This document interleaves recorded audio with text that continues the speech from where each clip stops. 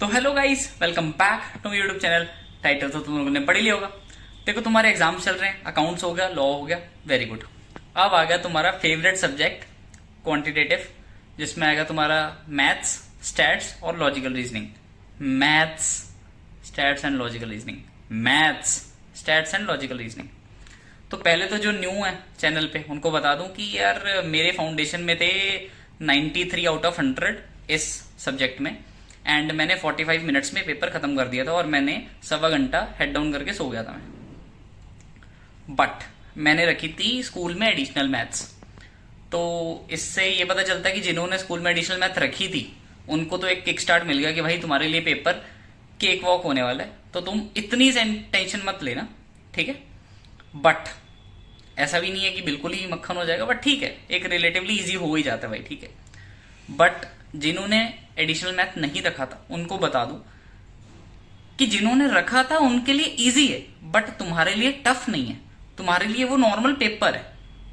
Getting my point? तो उसको एक डिसहार्टन वे में नहीं लेना कि यार मैंने एडिशनल मैथ नहीं रखा था तो मेरे को तो पता नहीं क्या ही टफ लगेगा।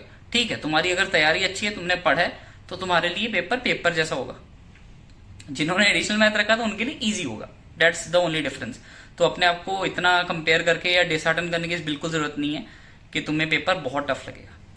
अब बात करते हैं कुछ डीपली कि मतलब मैथ स्टैट्स में तुम्हें स्कोर करने के लिए करना क्या पड़ेगा। देखो, पहली बात तो ये जो लॉजिकल रीजनिंग है ये तो बिल्कुल कॉमन सेंस बेस पे है, वो कॉमन सेंस जो बहुत कॉमन नहीं होती है, तो कुछ तुम्हें उसके लिए प्रैक्टिस करनी पड़ेगी, that's agreed, but mostly common sense पे ही होता है।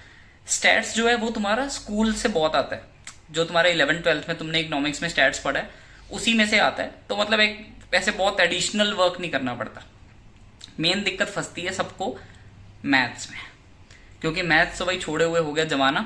10th में भी मतलब सो करके बस पास हो गए थे और अब आ गई फाउंडेशन में दोबारा। तो देखो, उसके लिए पहली चीज तो ये कि यार ऑब्जेक्टिव पेपर है, 2 घंटे का पेपर है, सिर्फ आंसर टिक करने। तो तुम्हें कोई स्टेप मार्किंग, तुम्हें कोई detail explanation, LHS equal to RHS कैसे आया, क्या वर्किंग थी, कुछ प्रूव करने की जरूरत नहीं है। तो उसके लिए तुम्हें क्या करना पड़ेगा, तुम्हें अपने नंबर ऑफ क्वेश्चंस जो तुम अभी प्रैक्टिस में कर रहे हो एक दिन पहले भी, वो बढ़ाने पड़ेंगे। और जितने ज्यादा बढ़ाई जाओगे ना, उतनी तुम्हारी एक टाइम पे आके स्पीड बढ़ जाएगी। Getting my point? मतलब वो होती है ना चीज, practice makes a man perfect, वही चीज है कि जितना ज्यादा कर चुके होगे उतना ही ज्यादा तुम्हें पेपर में आसानी रहेगी, क्योंकि तुम्हें वहां पे सिर्फ टिक करना है। अब टिक करने के लिए तुम्हें उनको वर्किंग प्रूव करने की जरूरत नहीं है, तुम्हें अपना मेंटल मैथ्स इंप्रूव करना पड़ेगा। लाइक होता है ना, तुम कितनी जल्दी अपने दिमाग में वो चीज सोच पा रहे हो, और वो कैसे आती है, वो प्रैक्टिस से आती है, ठीक है। मतलब ठीक है, तुम्हें लगेगा कि यार ये तो बहुत ऑब्वियस बात थी यार कि प्रैक्टिस कर लेनी चाहिए, बट कुछ चीजें ना ऑब्वियस होके भी लोग करते नहीं है। तो आई थॉट कि ठीक है, मतलब अगर मेरे कुछ अच्छे मार्क्स थे उसमें, तो मैं अगर तुम्हें कुछ चीज बता रहा हूँ तो उसका कुछ लॉजिक है, तो वो यही है कि भाई देखो, प्रैक्टिस करोगे तो बढ़िया है, ठीक है। वो एक होता ना, एक वो चीज की यार रूल बताओ कि क्या कैसे आ गए आपके मार्क्स, तो ऐसे आ गए भाई मार्क्स, प्रैक्टिस करके आते हैं, ठीक है। अब थोड़ा अगर मोटिवेशन पॉइंट ऑफ व्यू से देखा जाए तो यार देखो, 100 में से 40 लाने, ठीक है। लॉजिकल रीजनिंग हम बिल्कुल नेगेटिव वे में सोच के देखते हैं। लॉजिकल रीजनिंग में से 20 में से तुम्हारे 10 आ रहे हैं, स्टैट्स में से तुम्हारे 40 में से सिर्फ मैं कह रहा हूं 25 आ रहे हैं। तुम्हें पता तुम्हारे 35 मार्क्स हो भी गए। अब मैथ में से तुम 40 में से अगर 5 या 10 भी नहीं ला पा रहे, फिर तो may be you should consider कि सीए करनी है, मेहनत से करनी है, कि फिर कुछ और करना है। मतलब तुम समझ पा रहे हो कि तुम नेगेटिव असर्टेन भी कर लो ना मार्क्स अपने, तो भी तुम पास हो रहे हो यार। सोच के देखो, मतलब थोड़ी सी मेहनत चाहिए, थोड़ा सा वहां पे वो ऑफ कोर्स प्रैक्टिस तुम्हारी दिखेगी कितनी करी हुई है, बट मुझे लगता है कि यार तुम पास हो जाओगे।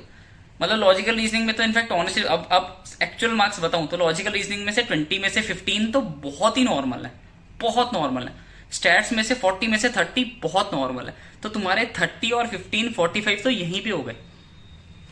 गेटिंग? तो तुम्हें अगर कुछ अच्छा स्कोर करना है तो तुम्हें मैथ में मेहनत कर लेनी चाहिए। और ये बिल्कुल मत सोचना कि हाँ तुम स्टैट्स और लॉजिकल रीजनिंग के भरोसे ही चले जाओगे तो तुम्हारा बढ़िया हो जाएगा, नहीं, ठीक है। तो थोड़ी मेहनत करके जाना और नेगेटिव मत सोच के जाना कि लगे होता ना मैं तो फंसूंगा। एक थोड़ा पॉजिटिव एटीट्यूड और अटेम्प्ट 100% करना। अब मैं तुम्हें एक बहुत वो बताता हूँ भाई, जो मेरे को क्रेजी लगती है बात।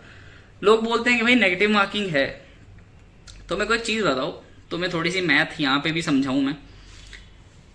4 क्वेश्चन गलत करोगे तब जाके तुम्हारा 1 मार्क कटेगा। यही होता ना, एक क्वेश्चन गलत करने पे 0.25 कटते हैं।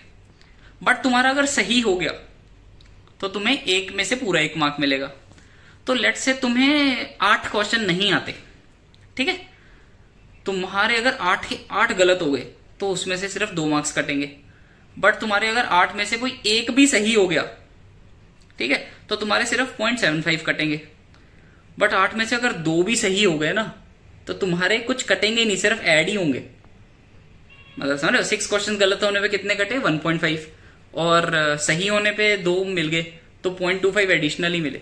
तो इसलिए पॉइंट मेरा ये है कि अटेम्प्ट सारे करके आने हैं, नहीं आते नेगेटिव मार्किंग का डर मत रखना। हाँ ऑफ कोर्स कुछ लॉजिकल सोच के तो वहां पे टिक करके आना, ऐसे बिल्कुल वो ना मत कर देना कि डाइस फेंको और एबीसीडी आ गया तो मैं एबीसीडी कर दूंगा, ऐसा कुछ नहीं है ना, एक उक्का बुक्का नहीं करना। बट अटेम्प्ट सारे करके आना और प्रैक्टिस जितनी हो सके ज्यादा कर लो, अभी भी कर लो, अभी भी टाइम है।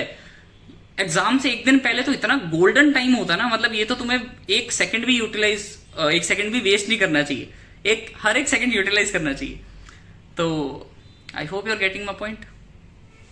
All the very best, take care, I hope you get gracious marks in your toughest subject, ठीक है, थैंक यू।